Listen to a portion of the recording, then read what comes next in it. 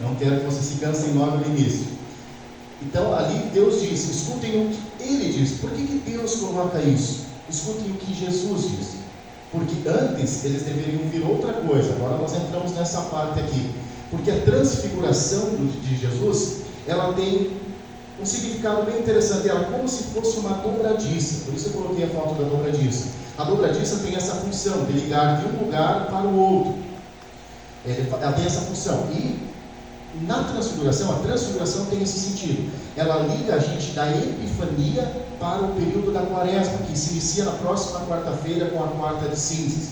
É um novo período da igreja, onde nós vamos caminhar com Jesus até a cruz, onde Ele vai mostrar por que Ele veio aqui, por causa do que Ele vai executar, principalmente nas últimas semanas, na semana da paixão. Então tem esse aspecto da transfiguração de Jesus, nos transportar da Epifania, hoje o último domingo então da Epifania, para a Quaresma, é a ligação entre os dois períodos. E também é a ligação entre o Antigo Testamento e o Novo Testamento. A partir da transfiguração, desse episódio da transfiguração, a antiga aliança ela vai chegar ao fim e vai iniciar a nova aliança. É isso que Jesus está fazendo no monte, conversando com os seus discípulos. O Antigo Testamento, nós já refletimos sobre isso, vamos só lembrar, Deus ele lidava de uma forma com as pessoas. Ele revelou, através da lei, ele revelou a sua vontade para o seu povo. O povo deveria ouvir, de novo a palavra ouvir, e obedecer. Não só simplesmente entrar aqui e sair ali. Porque se isso acontecesse, o que acontecia? Castigo. Se o povo não obedecia, havia castigo. E o povo não conseguiu cumprir. Ele não conseguia, por mais que eles conheciam os mandamentos à vontade de Deus, eles não conseguiam cumprir. E ali se tornou importante os profetas.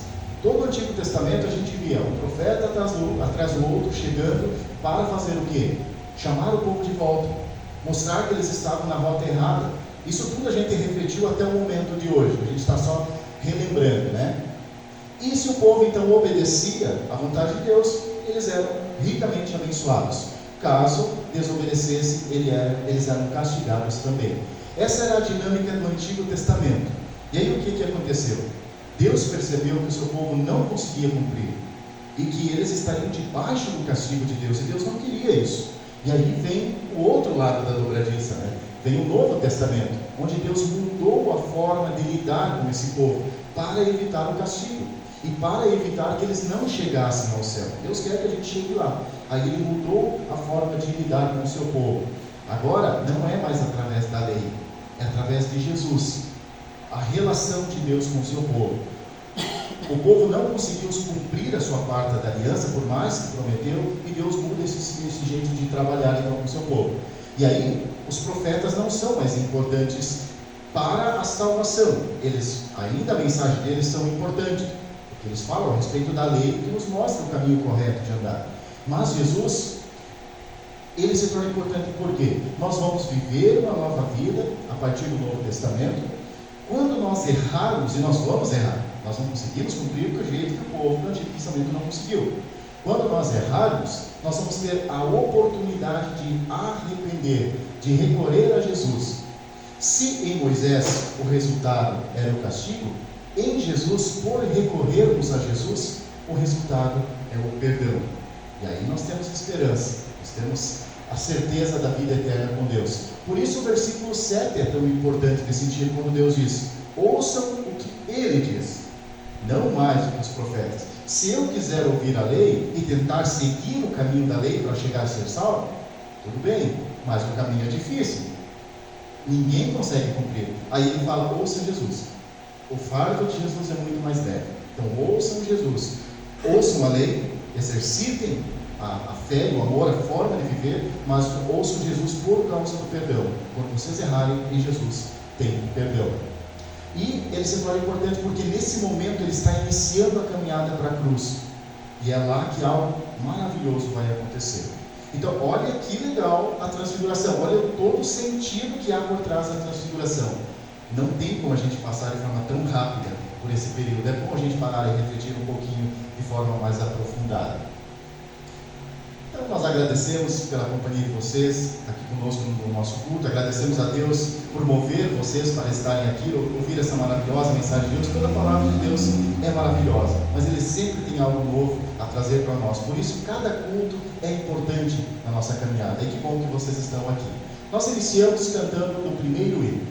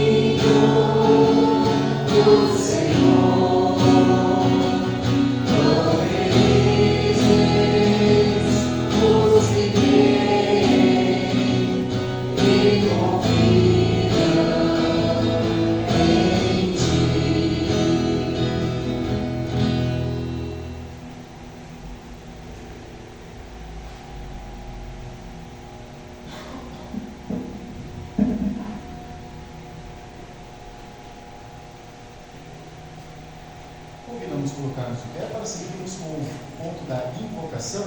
E hoje nós queremos cantar. É uma música bem fácil, a gente vai conseguir cantar.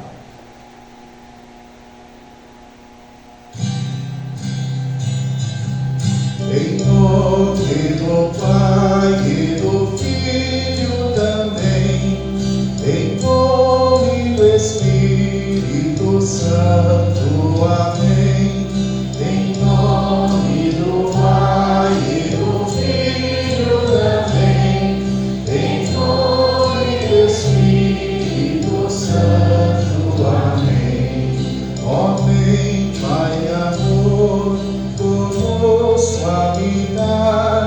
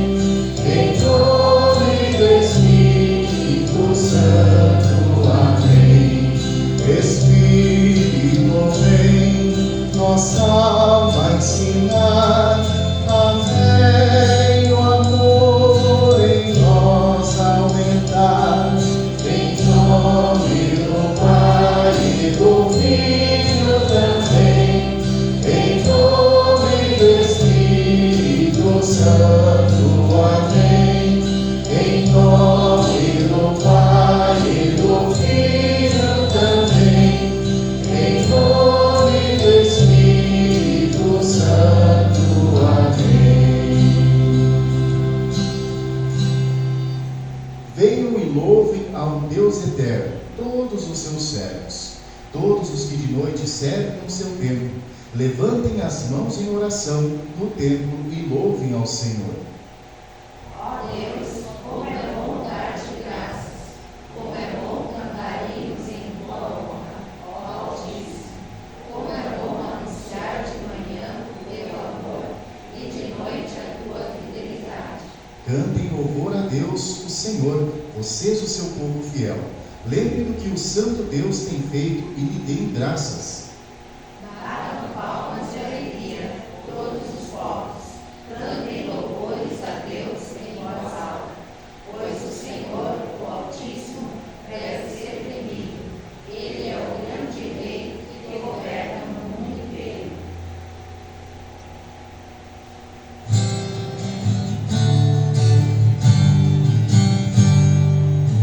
Louva ao Senhor, bentíssimo Rei das alturas. Canta minha alma, jubila com todas as criaturas. Vinde exultar, águas salveiros tocar, gratos por tantas venturas.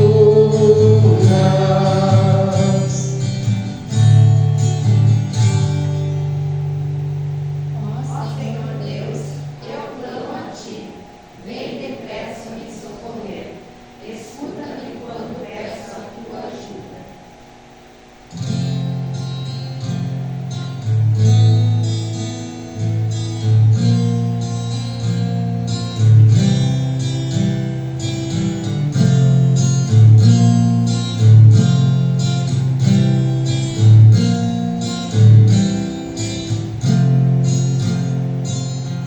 E confesso a Deus os pecados meus, são imensas transgressões, pecados e tentações.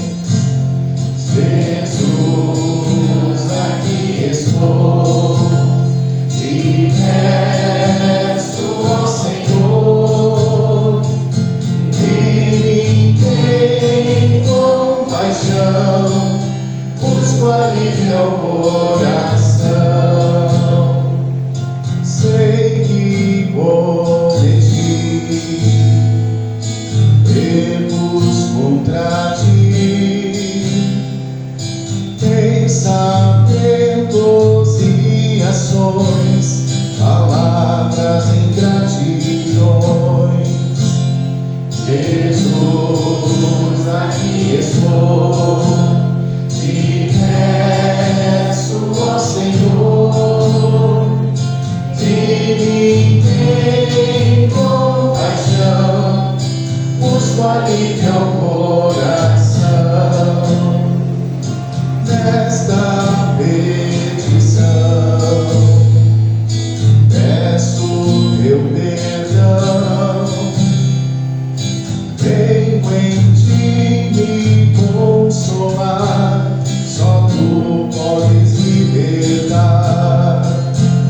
Jesus, aqui estou, te peço ao Senhor, de mim tem compaixão, busco alívio ao coração.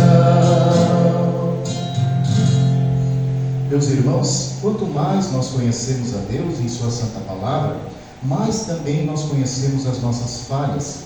Sabemos que o pecado está em nós, na nossa natureza humana e também na nossa vida diária, e que o pecado traz a morte e nos afasta de Deus, como nós lemos. São os nossos pecados que nos separam do nosso Deus. São as nossas maldades que fazem com que Ele se esconda de nós. E é por isso que, sinceramente arrependidos, nós queremos confessar todos os nossos pecados, como devemos fazer todos os dias da nossa vida, e sempre confiando nesta promessa. Quem corre as suas transgressões jamais prosperará, mas o que as confessam e deixa alcançará misericórdia. Ó Deus, Examina-me e conhece o meu coração. Prova-me e conhece os meus pensamentos. Vê se há em mim algum pecado e guia-me pelo caminho eterno. Senhor, reconheço que o pecado está no fundo do meu coração e em todo o meu ser. Muitas vezes me deixei seduzir por ele. Senhor, reconheço a minha natureza pecadora e a minha culpa. Com tristeza confesso que cometi muitos pecados que só eu conheço, mas que tu, Senhor, os conheces mais do que eu. Entristeci o teu Espírito Santo e me envergonho por isso. Confesso que também cometi pecados contra outras pessoas da minha família e de todo o meu relacionamento. Reconheço que sou responsável por todos estes pecados e que nenhum deles posso justificar. Pequei, Senhor, no meu orgulho e egoísmo, ferindo o meu próximo a quem eu deveria amar. Confesso-me culpado, Senhor. Confesso que me omiti muitas vezes quando deveria condenar o pecado e as injustiças desse mundo, tornando-me assim cúmplice das obras das trevas. Na minha fraqueza, deixei de procurar a tua orientação e testemunhar o seu amor. Deixei de confiar unicamente em ti. Por tudo isso, com o coração realmente arrependido, me coloco diante de ti para mais uma vez suplicar o teu perdão. Por amor de Jesus, o meu Redentor, tem misericórdia de mim e dá-me teu perdão. Amém. E é por causa disso que vocês se colocam diante do altar do nosso Deus, abrem o coração para Ele, conhecem, pedem o auxílio de Deus e confiam que por causa de Jesus Ele vai perdoar os seus pecados. E é porque vocês pedem pelo seu auxílio, o auxílio do Espírito Santo, para melhorar de vida, que eu tenho a alegria e a verdadeira satisfação de anunciar a cada um de vocês a graça de Deus e declarar que todos os nossos pecados foram perdoados por Deus Pai, Filho e Espírito Santo. Amém. Podem sentar. Convido as crianças que estão aqui para vir aqui um pouquinho à frente. Vamos conversar um pouquinho, vamos cantar um pouquinho.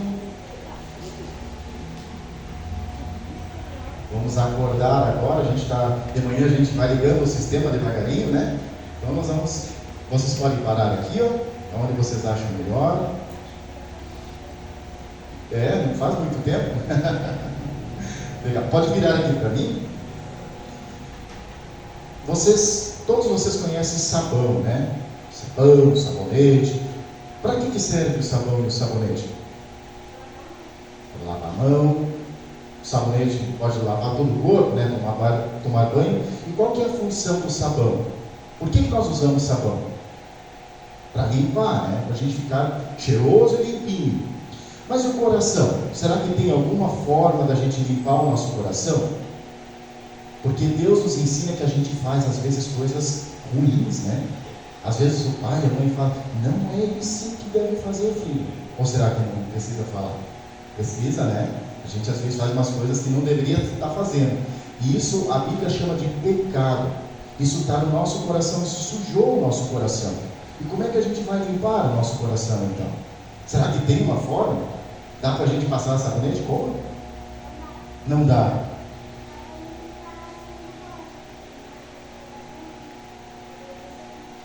Olha só que resposta, agora fiquei até sem chão aqui. Muito bem. Mas olha lá a foto, olha o que Jesus está fazendo. O que ele tem na mão? O sabão e o que mais? O coração, né? Ele consegue limpar o nosso coração. E somente Ele consegue limpar o nosso coração. Vamos cantar uma musiquinha para reforçar isso que a gente conversou? Então, a Prof. Karine vai... Tá, vou segurar. E aqui a Prof. Janine vai fazer os gestos. Vocês acompanham ela, vão cantando junto e fazendo os gestos dela, tá bom?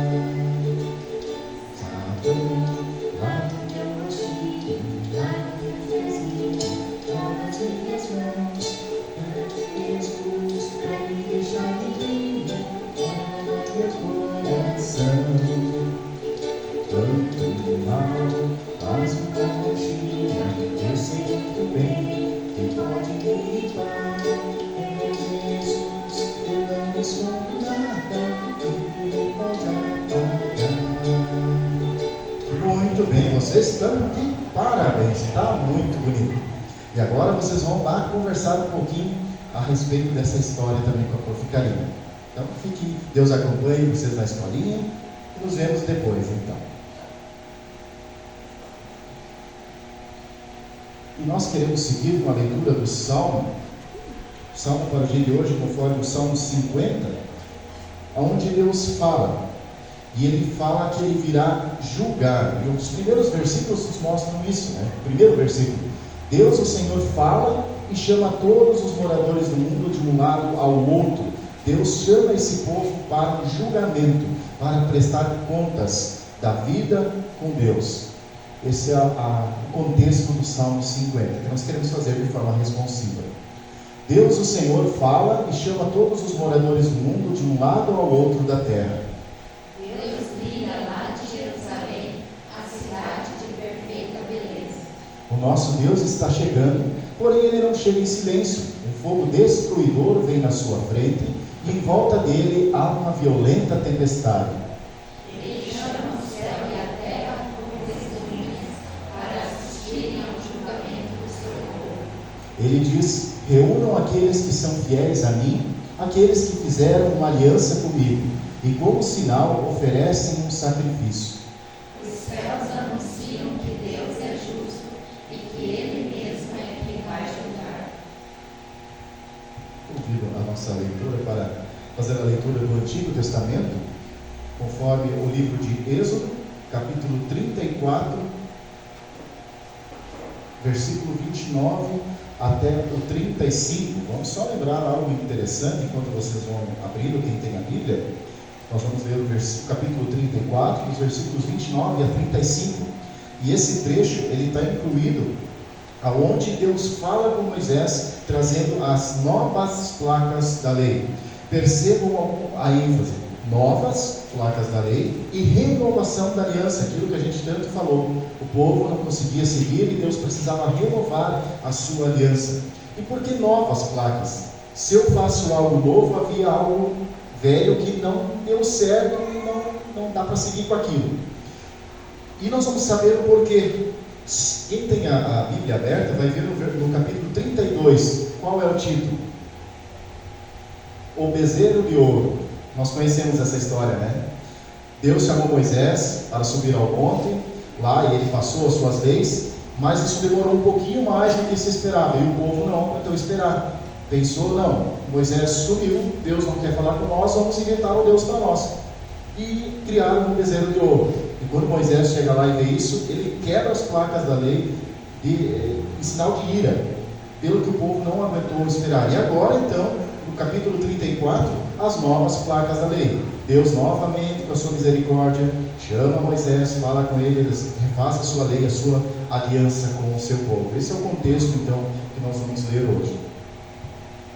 Êxodo 34, 29 a 35.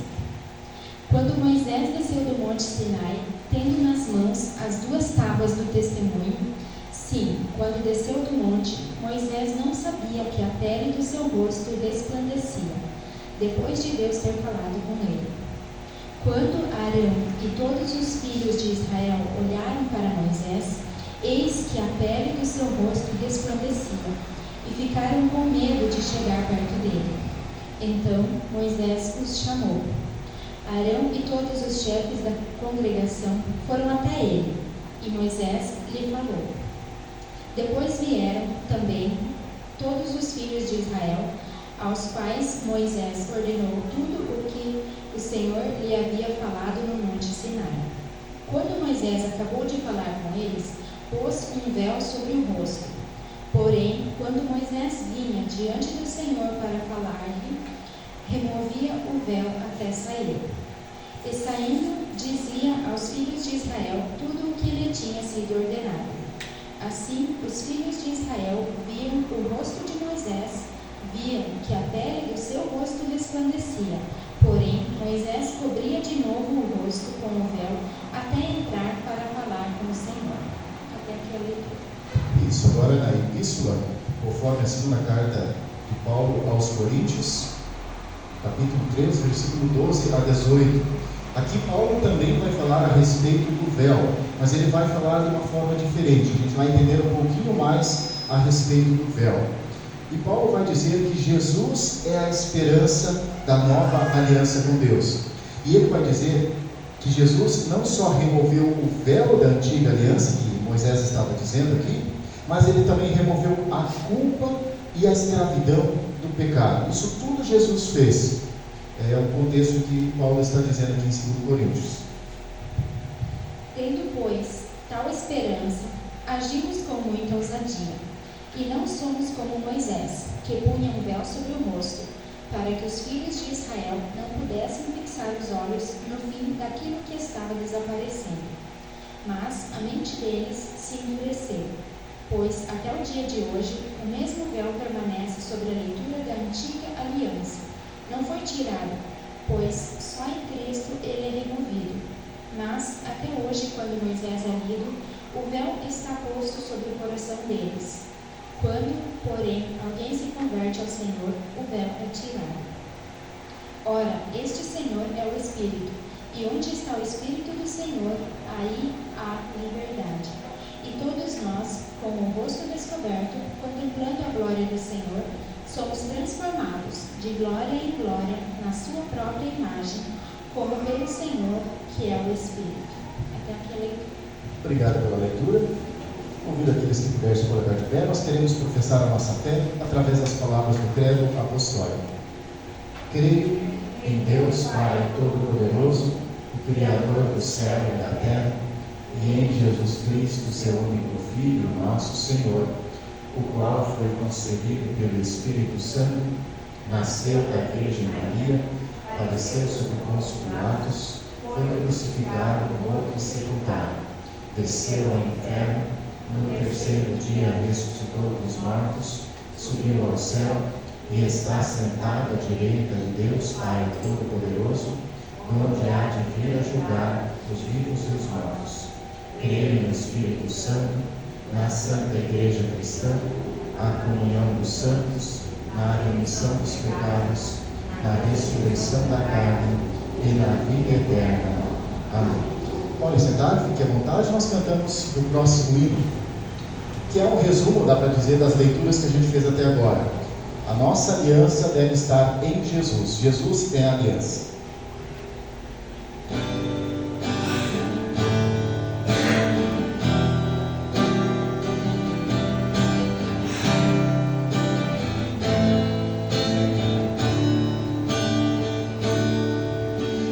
Jesus é a aliança entre você e Deus. Jesus é a aliança entre você e Deus. Hoje Ele te chama para restaurar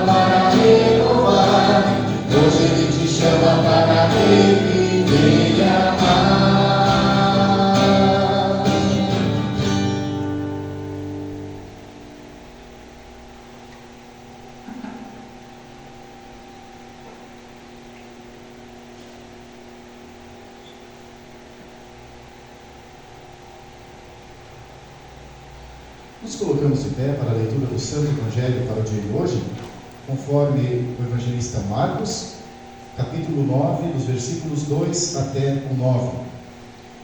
Marcos, capítulo 9, iniciamos no versículo 2 e vamos até o versículo 9.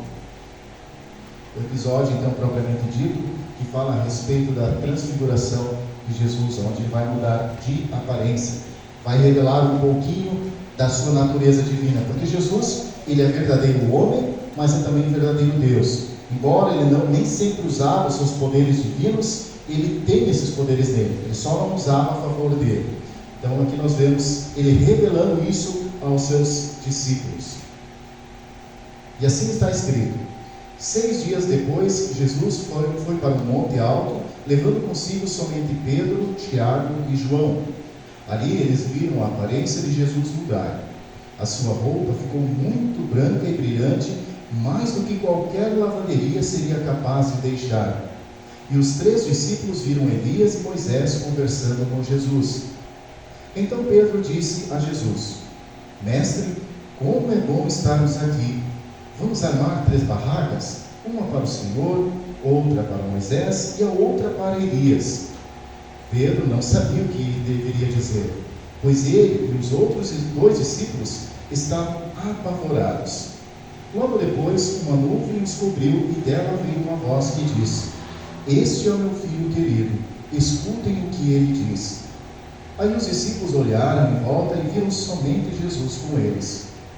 Quando estavam descendo do monte, Jesus mandou que não contassem a ninguém o que tinham visto, até que o Filho do Homem ressuscitasse. Até aqui a leitura do Santo Evangelho para o dia de hoje. Que a graça, a paz e o amor do nosso Deus nos acompanhem no meditar da sua santa palavra. Amém. Podem sentar.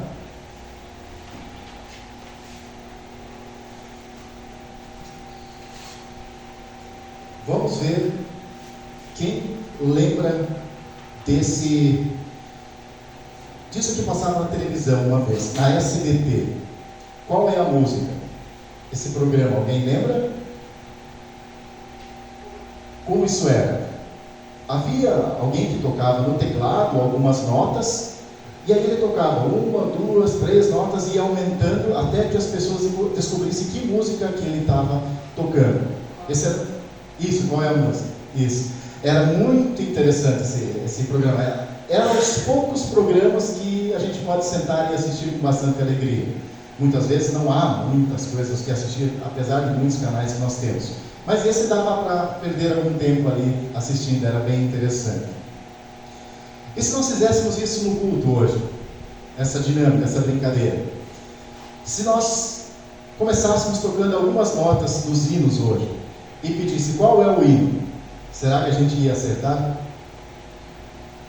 Eu creio que seria, a gente acertaria, porque são uns hinos bastante cantados, são fáceis, né? Não seria tão difícil. Mas agora vamos mudar. Se a gente começasse a ler os versículos dos textos bíblicos hoje e pedisse qual é esse texto, qual é o capítulo e o versículo, qual é o livro que nós estamos lendo, complicaria bastante, né? Eu me coloco no lugar de vocês. Eu também não saberia dizer alguns textos que são mais conhecidos, é mais fácil, né? Fala a respeito de lei, a gente já sabe no Antigo Testamento, já sabe para onde ir, né? Mas nem todos a gente sabe de cor, a gente precisa procurar um pouquinho, pesquisar. Na escola bíblica também essa dinâmica é bastante aplicada com as crianças. Às vezes até brincam com aquela ideia de forca, né? Eles colocam lá, vão colocando a cabeça, o corpo, os pés, as mãos, e as pessoas têm que ir adivinhando, as crianças têm que ir adivinhando. Na doutrina também, eu até trouxe aqui para vocês um dos nossos catecismos, o Crescendo em Cristo, quem sabe algum de vocês trabalhou com esse, tem o Com Jesus também, que é bastante usado, mas nos dois existem esses quadradinhos. Aí tem uma dica que nós temos que preencher também. Qual é a resposta? Então é muito comum a gente ter esse tipo de dinâmica na nossa vida. Mas se nós fizéssemos, se Jesus chegasse hoje aqui e pedisse para a gente completar aquela lacuna ali, será que seria fácil preencher? Jesus pediu isso. Quem vocês dizem que eu sou? É uma resposta que às vezes, por mais que pareça óbvia, tranquila, às vezes a gente precisa parar e pensar um pouquinho para responder. Às vezes nem é tão simples. Vamos dar uma olhadinha o que o povo respondeu daquela lacuna? Capítulo 8, nós lemos o capítulo 9, né? Vamos voltar só um pouquinho, capítulo 8, versículo 28. Jesus estava caminhando com os seus discípulos, e aí ele para e faz aquela pergunta.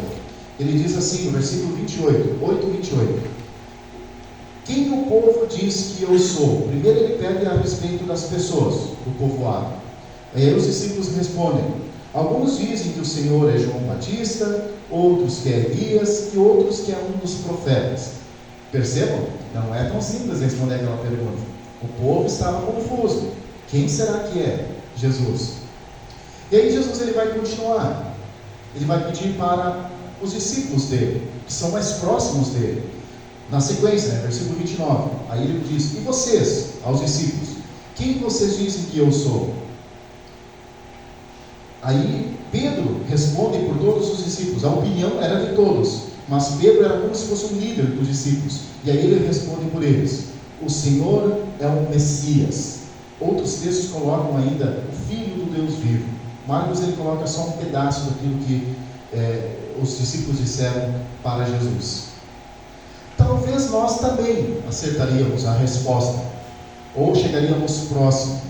Mas será que assim como nós, os discípulos também, o que eles disseram, será que a vida diária comprova isso que nós falamos com a nossa boca? Será que é isso que está no nosso coração também? Será que comprova essa afirmação? Por que eu chamo a atenção? Porque era isso que estava acontecendo com Pedro aqui. Ele fez a afirmação correta. Nós lemos ali no versículo 29. Olha o que está acontecendo no versículo 31 e 32 com o mesmo Pedro. Jesus começou a ensinar os discípulos. E ele estava dizendo então: o Filho do Homem terá de sofrer muito. Ele será rejeitado pelos líderes judeus, pelos chefes dos sacerdotes e pelos mestres da lei. Será morto e 3 dias depois ressuscitará. Jesus dizia isso com toda a clareza, com toda a ênfase e clareza. E aí veio Pedro, o mesmo Pedro que acabou de fazer essa belíssima confissão. Ele diz assim: então Pedro o levou para o lago e começou a repreender Jesus. Será que ele estava entendendo o que estava por detrás do dizer dele que Jesus era o Messias, o enviado de Deus? Parece que ele disse com sua boca, mas ele não estava compreendendo o que ele acabou de confessar. E vamos tentar entender o que passou na cabeça de Pedro. A conta rápida que ele fez para tirar essa conclusão posterior aqui. Ele pensou assim: as palavras de Jesus, elas são extremamente confortadoras, e nós testemunhamos isso na nossa vida também. Ele viu que Jesus era atencioso, era amoroso com as pessoas. Além disso, ele viu que Jesus multiplicava pães e peixes, que ele curava doentes, que ele libertava as pessoas dos espíritos maus. E aí ele pensou por um momento: o que Jesus acabou de dizer? Que ele estava se encaminhando para a sua morte. Daí Pedro: morte? Como assim? Se Jesus for, como é que a gente vai ficar? Tudo isso que a gente tem em Jesus vai acabar, porque Jesus não vai mais estar conosco. Nós não vamos mais ter o amor de Jesus, nós não vamos ter mais as palavras confortadoras de Jesus. Esse era o pensamento dele. Por isso ele chama Jesus para lado: Jesus, para com essa conversa de que tu vai morrer. Tu não pode, tu tem que ficar aqui conosco. Nós precisamos disso tudo que você tem a nos dar. E Jesus deve ter pensado: Pedro, tu não entendeu nada até agora. Aquilo que tu confessou, tu não conseguiu compreender aquilo que tu acabaste de dizer. E o texto também nos diz que não foi Pedro pela sua vontade, mas Deus que fez com que ele falasse essa testemunha a respeito de Jesus. Mas Jesus então ele precisava corrigir esse pensamento que Jesus, como conhecedor de tudo, sabia que estava no pensamento de Pedro. Era preciso que Pedro e os seus discípulos reconhecessem e conhecessem de fato quem é Jesus, e reconhecessem que o sofrimento e que a cruz eram necessárias na vida de Jesus, que elas faziam parte do plano de Deus. A cruz, o sofrimento que Jesus estava se submetendo, fazia parte, não era fraqueza, não era um erro de percurso na vida de Jesus, mas era parte do plano de Deus. Ele estava passando aquilo que cada um de nós deveria ter passado. Ele assumiu o nosso lugar e passou por isso para que nós não precisássemos passar. E isso que ele precisava mostrar para os seus discípulos, que não era então um erro de percurso, que Jesus, ele era muito maior do que aquelas poucas coisas que eles viam em Jesus. Ele tinha muito mais a oferecer do que somente as palavras, o amor, as curas, os milagres que ele fazia. Ele tinha muito mais a oferecer. E aí começa a fazer sentido o texto de hoje da transfiguração. Porque Jesus então, ele pega 3 dos seus discípulos, não foram todos, foram 3, talvez os que eram mais líderes, puxavam na frente. Então ele levou esses 3 discípulos para um alto monte. E lá Jesus então ele muda a sua aparência, ele mostra algo que não fica de forma evidente na sua caminhada. Naquele momento ele mostra que é a sua natureza divina. E diz o texto que a sua roupa ficou branca como uma neve. Marcos tenta até descrever esse branco, mas falta palavras para ele descrever. Daí ele usa até a ideia da lavanderia, como se uma lavanderia não conseguisse deixar tão branca. Mas é que ele não tinha palavras para descrever tudo aquilo que estava acontecendo. Ele se esforça para tentar dizer isso. E aí esses 3 discípulos, eles veem Moisés e Elias conversando com Jesus. E isso não é por acaso. Por que será que Moisés e Elias estão ali com Jesus? O que veio através de Moisés? A lei. Então Moisés está ali como representante da lei de Deus. E Elias está ali como o representante dos profetas, que continuaram ensinando a lei, reafirmaram a lei. Então, podemos dizer assim, em Moisés e Elias está todo o Antigo Testamento. Eles estão ali representando o Antigo Testamento e mostrando que a antiga aliança está chegando ao fim, porque vai iniciar a nova a partir de Jesus. Então por isso os 2 estão ao lado de Jesus. E Pedro, ele fica apavorado com aquilo que ele viu, porque o que Jesus deu a oportunidade? Agora nós voltamos para o início do culto, quando eu falei, vocês querem conhecer o céu? Como é o céu? Jesus deu a oportunidade para Pedro, Tiago e João. Ele abriu como se fosse uma janelinha, onde eles puderam presenciar o que acontece lá no céu. Eles tiveram essa oportunidade. E o resultado foi qual? Eles ficaram apavorados e maravilhados com aquilo que eles viram. Tanto que o que eles disseram, nem vamos descer daqui. Eu não quero voltar lá para baixo com meus problemas da vida diária. Eu quero ficar por aqui mesmo. Vamos armar 3 barracas para Elias, para Moisés, para o Senhor. Vamos ficar por aqui mesmo. E tão bom que era aquele momento que eles estavam vivendo. E aí vem, diante disso tudo, vem uma nuvem com uma voz que diz: este é o meu filho querido, apontando para Jesus. Ouçam o que ele diz. Aonde a gente ouviu a questão da nuvem hoje? Deus vindo numa nuvem falando com Moisés no Êxodo. Quem é essa voz que está falando aqui então com os discípulos também? Na nuvem. É Deus. E agora ele não fala, ouçam Moisés. Ele não apontou para Moisés, ele apontou para Jesus agora. Esse é o meu filho querido. Ouçam o que ele diz. O que Deus está dizendo aqui? Que agora nossos ouvidos devem estar voltados para Jesus. Como a gente disse no início do culto, podemos ouvir a lei, tentar viver a lei de Deus e tentar ser salvo por ela. Tem gente que procura fazer isso ainda, mas eu não sei se eles vão conseguir chegar ao céu, porque o caminho da lei é difícil para o ser humano. Tanto que Jesus está ali, resolvendo esse problema. Então ele diz, ouçam o que ele diz. Então Deus deu a lei para Moisés, pediu que o povo obedecesse. Eles eram para obedecer, o povo não conseguiu. Deus precisou elaborar outro jeito, e esse jeito está ali em Jesus. Jesus está ali porque Deus está resolvendo o problema do ser humano, está refazendo, de novo a palavra, refazendo a sua aliança, porque na antiga aliança o povo não conseguia seguir fiel a Deus. E a antiga aliança então está chegando ao fim com Moisés e Elias. E quando essa aliança será inaugurada? Quando ela vai passar a vigorar? A antiga vai se encerrar e vai iniciar uma nova. Mas quando isso aconteceu? Não é aqui na transfiguração. Aqui ele está anunciando o que vai acontecer. Marcos ele não registra aonde vai ser inaugurado, mas Lucas, que traz o mesmo relato, só um pouco mais detalhado, ele diz assim: de repente 2 homens apareceram ali e começaram a falar com Jesus. Eram Moisés e Elias, que estavam cercados por um brilho celestial. E aí vem um assunto. Eles falavam com Jesus a respeito da morte que, de acordo com a vontade de Deus, 2 pontos importantes. Aonde inicia a aliança? Na morte de Jesus, que estava de acordo com a vontade de Deus, não era um erro de percurso. A morte fazia parte da aliança, fazia parte do plano de Deus. Então, que falavam a respeito da morte, que de acordo com a vontade de Deus, ele iria sofrer em Jerusalém. A partir desse momento da transfiguração, Jesus olha para a cruz e ele diz: é para lá que eu vou, é para isso que eu vim e é para lá que eu vou, porque eu vou resolver o problema de vocês. É isso que ele está anunciando. Por isso, está ali Moisés e Elias testemunhando a respeito de Jesus assumindo a nossa culpa e cumprindo lá na cruz do Calvário. É ali que dá início a nova aliança.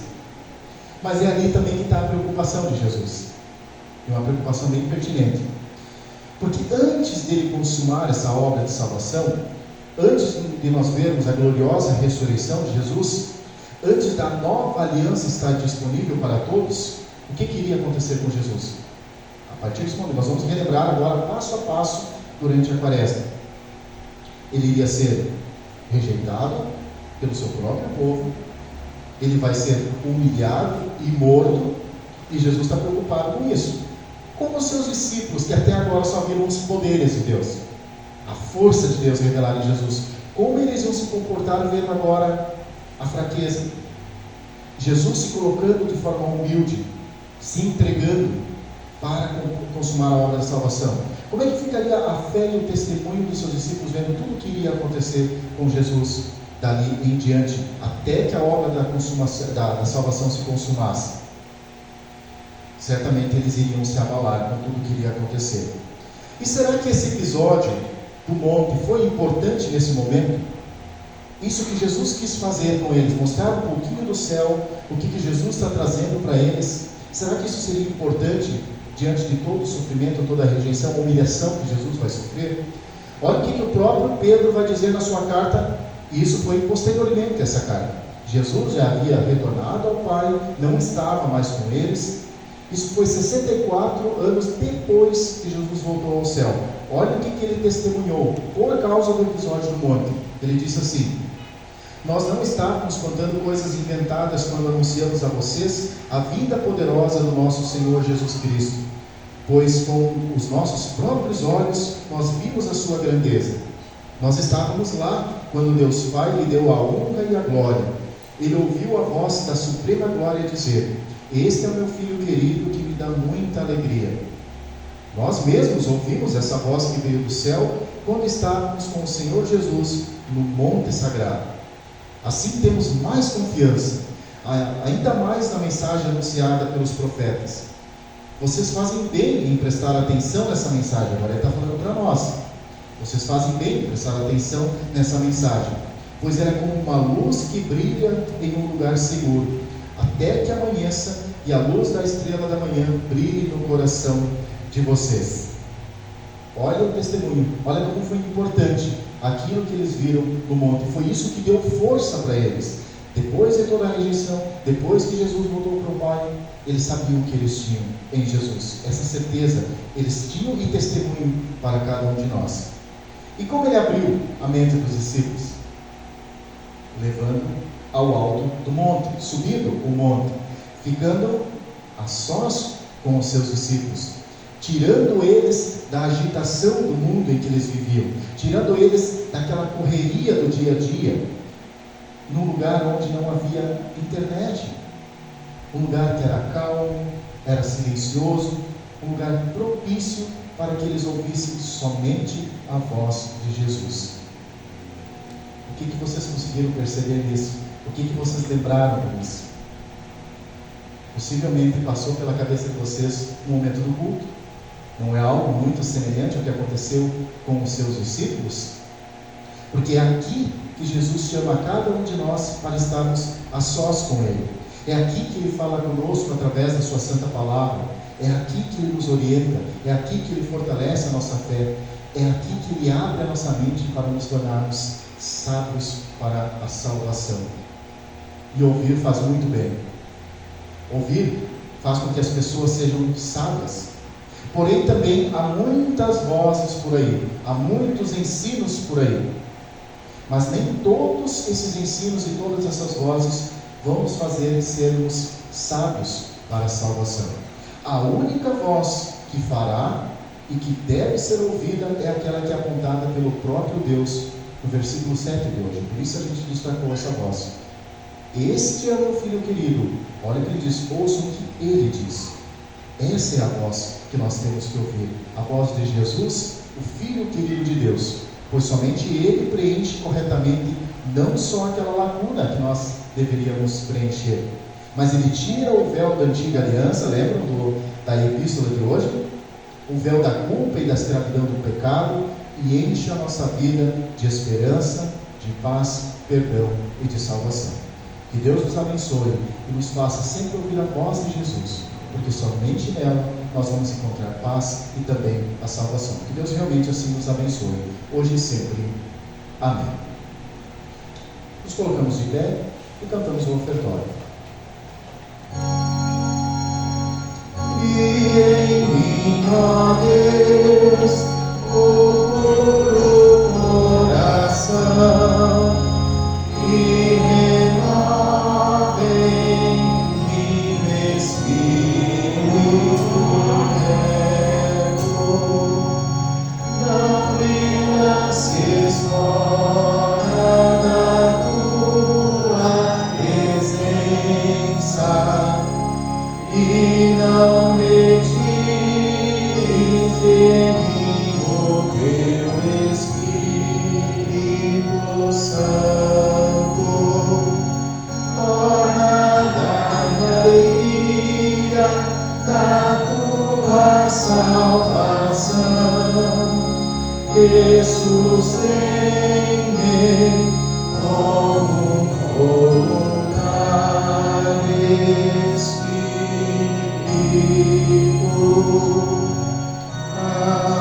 Amém. Pode sentar-se, nós queremos cantar o próximo hino, e durante o cantar do hino também, nós fazemos a recolhimento das nossas ofertas.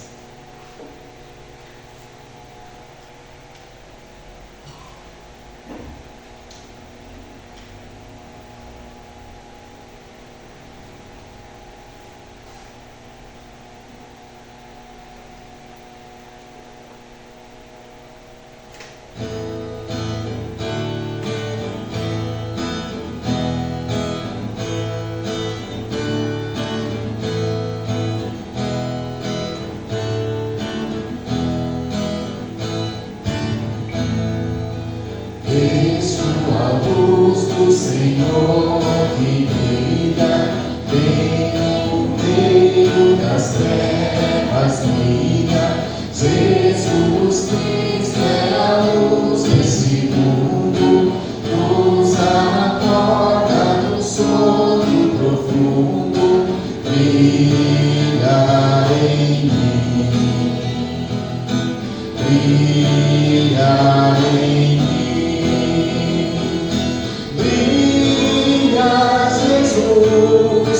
Mostra ao mundo a luz de Deus Pai, Espírito de Deus, vem refúgio em nós, faz transbordar sobre os povos tua graça e perdão. Vem ordenar, traz a luz, ó Senhor, contemplando tua majestade, teu reflexo em nossas faces, cada dia de glória em glória, conta sempre a tua história. Brilha em mim,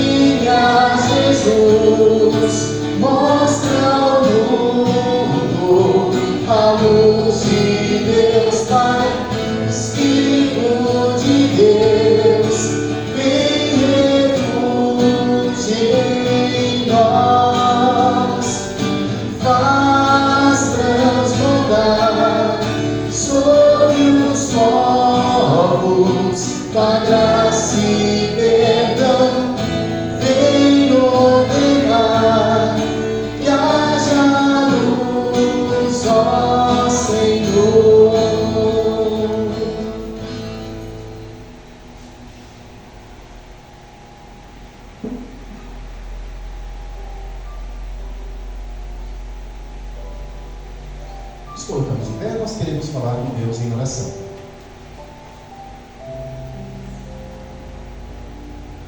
Todo-Poderoso e eterno Pai Celestial, obrigado pela luz da Tua Santa Palavra. Palavra esta que é lâmpada para os nossos pés e também luz para o nosso caminhar. É assim que nós cremos.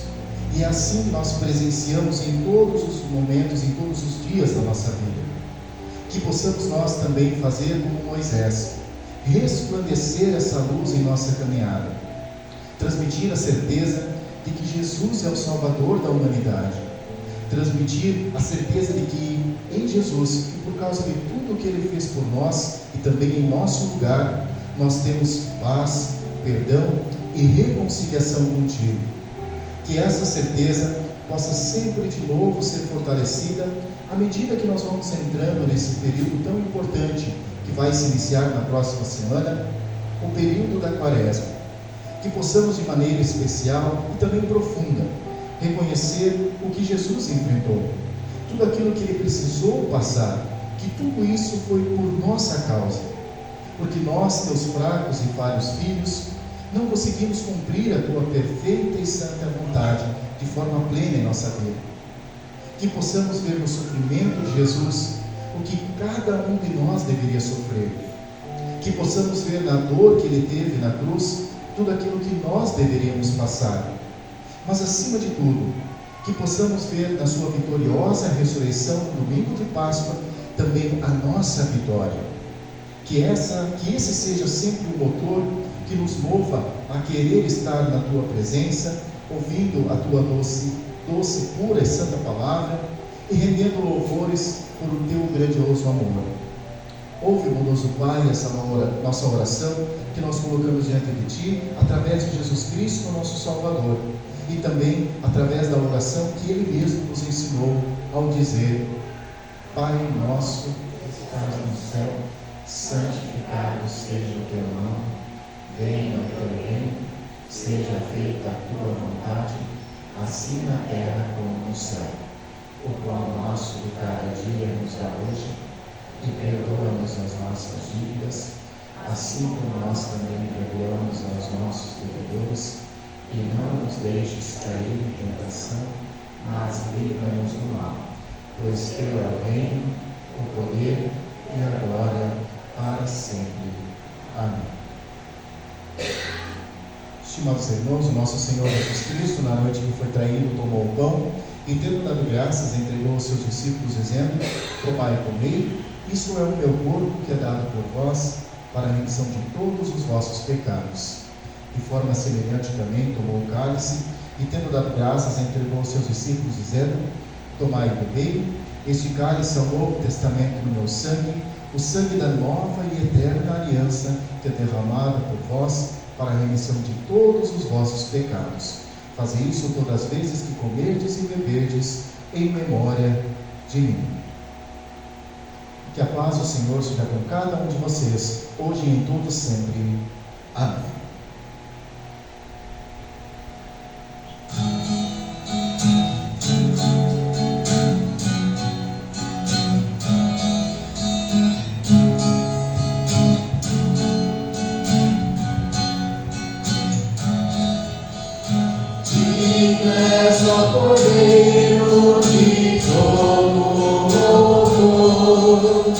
Graças nós rendemos por Deus.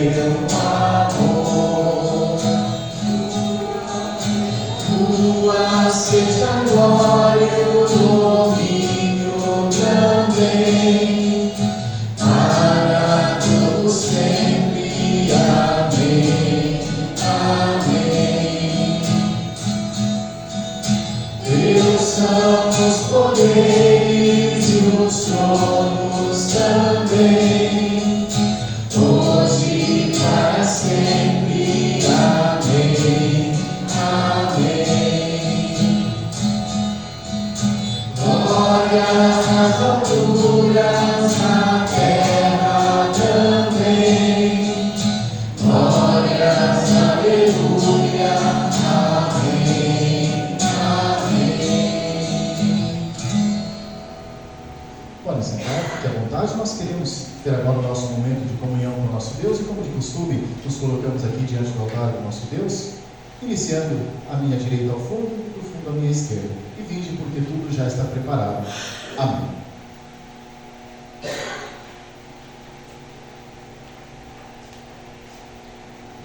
Nós vamos ter os hinos tradicionais luteranos para cantar, tá? Vai ter a letra junto.